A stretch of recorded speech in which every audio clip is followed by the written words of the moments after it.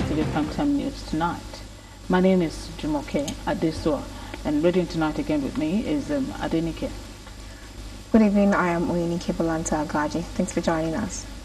And for the headlines in the bulletin tonight.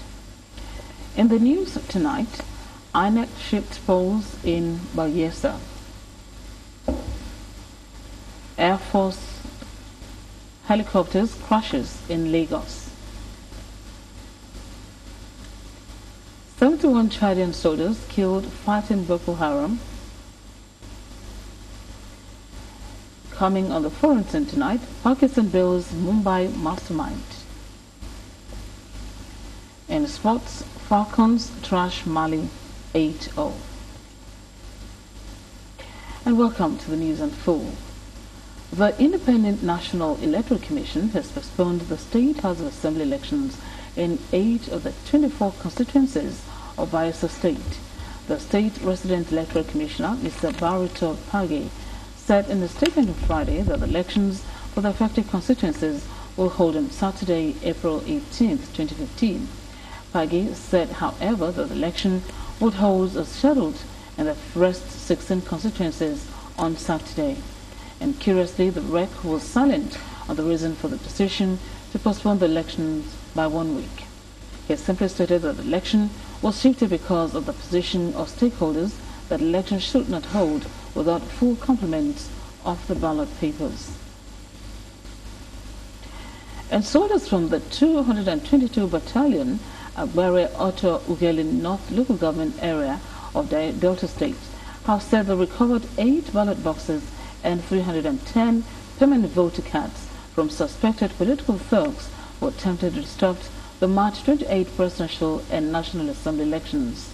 The commanding officer of the battalion, Lieutenant Colonel Matthew Oyikola, who spoke to journalists on Friday during a show of force exercise in preparation for the governorship and State House of Assembly elections, said they recovered 8 ballot boxes and 310 PVCs and arrested some persons in Ndoka East local government area.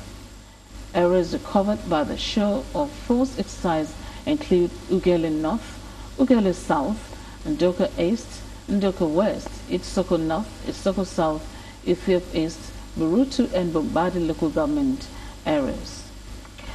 And from Adamawa State Police Command has imposed a dusk-to-dawn curfew on the state from Sunday, April 12, 2015 to forestall violence after the Governorship House of Assembly elections in the state. The State Commissioner of Police, Mr. Gabriel Adaji, made the announcement while briefing newsmen in his office on Friday in Yola, preparatory to Saturday's elections.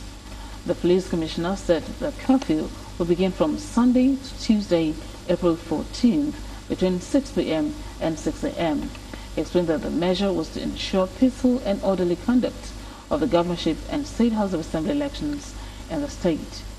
The police boss commended the people of the state, especially politicians, for their peaceful conduct and orderliness during the presidential and National Assembly elections.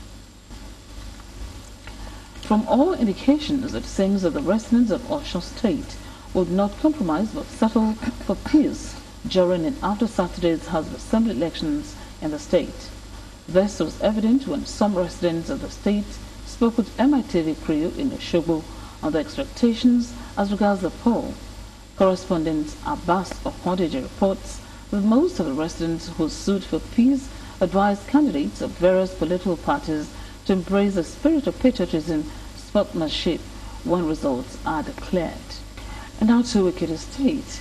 Ekiti State Chief Judge Justice Ayodeji Daramola has been directed to set up a 7-member panel to investigate allegations of constitutional breaches against the governor of the state, Ayo Bayushi.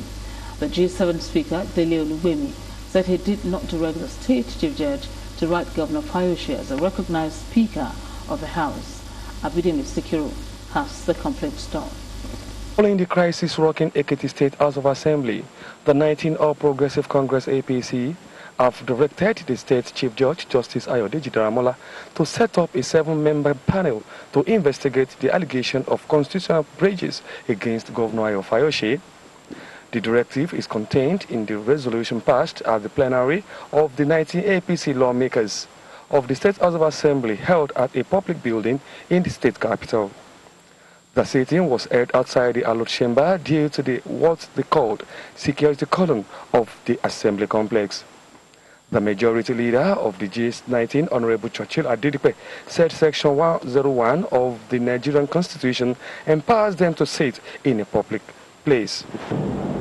I, Churchill, majority leader, moved a motion that the House do direct the CJ, the Chief Judge of Ekiti State, to set up a committee to investigate allegations of constitutional breaches against the governor of the state, Mr. Ayodele Fayose, and Deputy Governor, Dr. Kolako Ojo, Olushola Eleka. The Honorable Churchill Adedipe directing the Chief Judge of the state to set up a committee to investigate the allegation of constitutional breaches. Dr.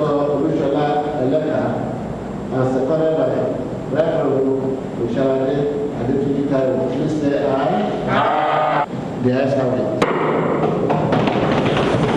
Addressing a press conference in Ado-Ekiti, the factional speaker of G7, Dele Olugbemi, posited that he did not direct Ekiti State Chief Judge to constitute any investigative panel as the recognized Speaker of the House. I wish to categorically state here now before you, the gentlemen of the press, and the whole world at large, that the said letter directing the Chief Judge of Ekiti State to constitute an investigative panel did not emanate from the Ekiti State House of Assemblies as required by law.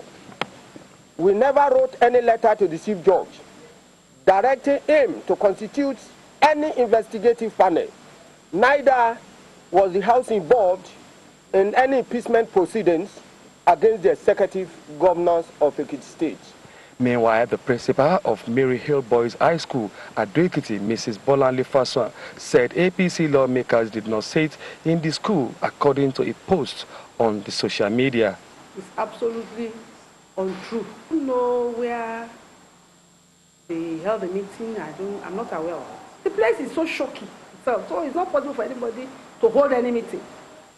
In another development, Chairman, Ekiti State Council of Harbors, and Onitaji of Itaji Ekiti, Obaidowu Adamo Babalola, said the face-off between the executive and the legislative arm of government has been on since the beginning of the present administration.